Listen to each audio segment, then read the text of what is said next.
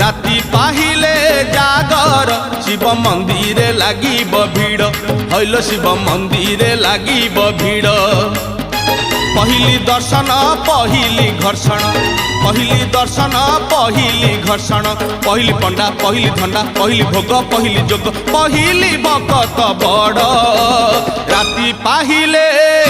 पाहिले राति पाहिले जागर शिव मंदिर लागिब भीड़ हईल शिव मंदिर लागिब भीड़।